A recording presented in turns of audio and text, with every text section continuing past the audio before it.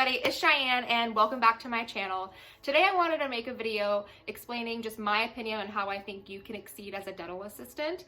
Now I'm not saying I'm the best dental assistant on the planet. I'm not saying I know everything and how to be like the best dental assistant or employee, because I've made mistakes too. These are just things that I've seen within the dental office, feedback I've heard from managers, dentists, other assistants, hygienists, things like that they have told me over my 6-7 years assisting, just their opinions on why they think certain dental assistants have been let go, or why they think certain assistants are a little bit more of a better employee than others. I do get quite a bit of questions on Instagram, or just them sending me certain scenarios and wanting my opinion on them, of why I think they were let go, or if I think they should leave their job, or how they deal with this certain situation or this certain assistant. So I just wanted to give my opinion on just things that I think can help you succeed as a dental assistant or be the best dental assistant you can be. Now, the most common one that I've seen, that I've run into, is when you're just being a lazy assistant, or if you're working with a lazy assistant. You should never go into an office and expect to do less than others are doing, especially the dental assistants. You guys are all dental assistants and you all should be having the same workload and helping the same amount of patients. You are a team.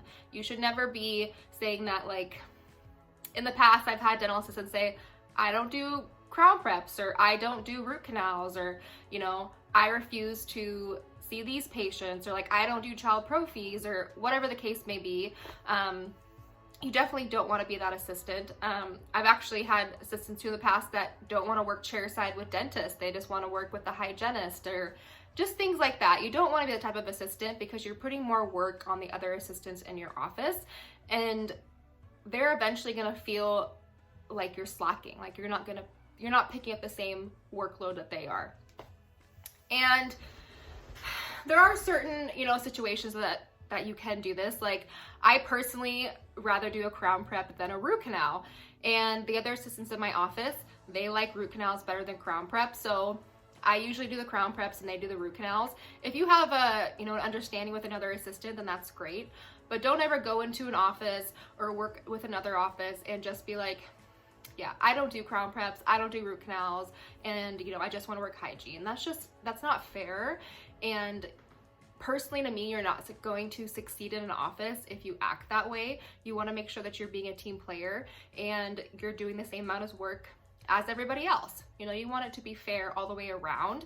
And with that being said, if you're working with somebody like that, that can be tough, because you're going to have a talk with them and be like, hey, we're both dental assistants and we have to do the same amount of work. And you can ask them to explain why they don't like doing certain procedures. Maybe they don't feel comfortable doing it, and you can offer your help and be like, well, hey, I can help you set up for the root canal if you're uncomfortable setting up for it, or maybe you can watch me do a root canal so you can feel more comfortable doing them. Work with them, but you can't let other assistants get away with that also, because they're just gonna expect that all the time. And it's not going to be fun for you, and it's going to be bad for them, because they're eventually going to run into somebody that doesn't allow that to happen. And a lot of times they do get let go, because nobody likes working with somebody if they feel like they're working harder than the other person. The second most common thing I see in a dental office of where a dental assistant isn't going to succeed, or she's been let go, or he's been let go, is them not getting along with different personality types within the office. Now, honestly, to me, the most important relationship in an office is with the dental assistants you work closely with, and then with your dentist, of course. If you and the dentist don't get along, or you don't connect well, or things like that, it can be hard to work with them. But if you have a really good bond with the assistants that you work with, then you can make that work. But the thing that I see is assistants that refuse to work with certain dentists because they don't like the way that they do things, or because they do things differently than a dentist they've worked with. Now, I'm here to tell you that every dentist is different, okay? Every dentist I've worked with likes different things on his side on his tray. They use different instruments, they use different extraction tools, root canal stuff. Like, every dentist is going to be different. And As you work with more dentists, you will learn that, but you cannot want to learn a new way when being with another dentist, because they're all going to be different. They're all going to want different chart notes. They're just all going to be different, and you have to accept that as an assistant, that they're not all the same. And you have to be open-minded when working with other people and realize that you are working directly with people and everybody has different personality types. Now, I'm not saying that if you work in an office where your dentist is mean to you or other staff members is mean to you, that you should sit there and accept that, because you definitely should not. If you are unhappy in a situation and don't want to be there, then go find another job. You don't have to put up with that. What I'm saying is you're not going to always work with personality types that you like. And there are ways that you can learn to deal with them if you want to keep that job. Say you really love the assistants you work with, but maybe you don't get along the best with the dentist. You know, just try to do your job the best you can, be a good dental assistant, and work with their personality type. I've worked with dentists that are very abrasive, and it can be hard to, you know, bond with them or want to work with them, but I just do my job, you know, and I assist with them, and I like the staff that I work with, and then, you know, whatever it may be. But just, you can't always go into an office expecting that all these personality types are going to work out, because sometimes they don't. So you need to pick what's more important to you. If you really do enjoy your office, then don't take things so personally. Go into your office, you know, do your job, and then leave. Another thing that I see commonly of staff members being let go is people that call in sick a lot. And I'm not saying, you know, just calling in sick because you have the flu or things like that. Assistants not showing up for, you know, assistants not showing up for shifts or calling in sick a lot and things like that. When you work in a dental office, you have patients all day long, and you need those staff members there for the day to run smoothly, and people are depending on you. You have patients that are depending on you, and you have other staff members that are depending on you. And if you are really sick, then yes, of course, call in sick. Like, your personal health is very important. Call in sick.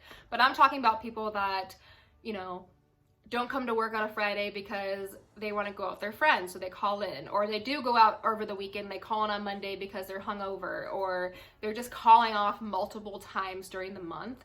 And that's not okay. You're eventually going to be let go. You have to show up and be on time for your job. This is, you know, not a little kid job anymore. Like, you have to come in and you have to show up. It's not like when I worked at Subway when I was younger, you know, like, this is an actual job, and you have people and patients that depend on you. So you have to be there, because you have to be reliable within a dental office. Otherwise, they're not going to want you there. When they plan to have, you know, 2 assistants there for the day, and you call in sick and you leave the other assistant by yourself, she's going to be upset. You know, the dentist is going to be upset if they fall behind. Patients are going to be upset, especially if they have to reschedule patients. So make sure that you're reliable and you're coming to work and not just calling off all the time for silly reasons. Another really common thing that I see assistants getting let go for is getting into the drama. You really want to try to stay out of the drama, and it can be really hard in an office, in a dental office, because there is a lot of females, and it's easy to get swept up in the drama and everything else. But you really want to try to stay out of it. I'm not somebody that runs the manager with like little details and little things that I want to tell on somebody with. I tend to just let it ride out. And in my experience, if there is an assistant not doing their job, or, you know, a hygienist not doing, whoever it may be, if there's somebody not doing their job correctly, it usually catches up with them, and I don't have to get my hands dirty. I usually just sit back and I'm like, okay, because they're eventually gonna see that. Like, it shows in a dental office. There's other staff members that are gonna complain, blah, blah, blah. So I personally always choose not to get my hands dirty. I don't wanna be that person in that sticky situation. So I just sit back, and everyone's true colors usually come out. And with that being said, earlier in the video when I was talking about working with difficult staff members, sometimes that stuff just works out on its own. And, you know, in the office that I'm in now, we all kind of joke around. We have somebody that works in our office that we love very dearly, but she's a little high maintenance, and we have to help her a lot, and it's a provider. But it's all kind of a joke to us. We all know that she requires a lot of attention, but we all love her very, very much. So we like love her personality, but we know just her as an individual, like as a provider, she requires a lot of attention. And we have just learned to deal with that and laugh about it. But a lot of people, a lot of assistants don't like working with her because she requires so much attention. They think it's ridiculous. And to me, I'm there to be a dental assistant. I'm there to do my job. I'm not going to get in the drama and refuse to work with somebody or something like that. Like, I'm a dental assistant. That's my job, to assist providers. So that's what I'm going to do. And everyone just kind of knows that she's a little bit of a diva, and that's just okay. I've accepted that. Everyone else has accepted that.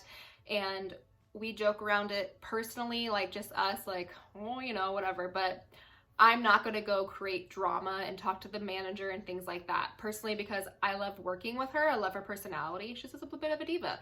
And the manager even knows she's a diva. Everyone knows she's a diva. So I hope you guys understand what I'm trying to say. Like, just stay out of the drama. So to recap what we talked about, number one, be a team player. You don't want to be a lazy assistant. You don't want other people to do more work than you. First of all, it makes you look bad, and it's going to eventually catch up with you. So you need to be a good team player. Number two, you have to learn to work with a lot of different personalities and not take things personally. And again, I'm not saying, you know, you can go into an office and be, you know, yelled at and things like that. I'm not saying that. I'm just saying that you have to learn to adapt to work with different personalities. Number three, you have to be reliable. You have to show up and do your job and show up on time and come in for your shifts. Make sure, you know, you're not taking off, well, you take your vacation time, but you're not calling in all the time for silly reasons, because people are going to depend on you. Like, this is a career. So you want to make sure that you're showing up and people can rely on you just like you can rely on them. Number four is staying out of the drama. Don't gossip. Don't run to the manager with every little thing. Usually your dentist does not want to hear gossip or drama. Most dentists are males and they don't want to hear the drama, or that you don't like this person or you don't like that person. Just kind of stay out of that. You know, if you have an assistant that you're friends with and you guys talk with, mostly assistants, they talk amongst themselves and they have like inside jokes and things like that. That's great. But just stay out of the drama. No gossiping. It's going to end up biting you in the butt. So stay out of that type of stuff. All right. Well, I hope you guys found this video helpful.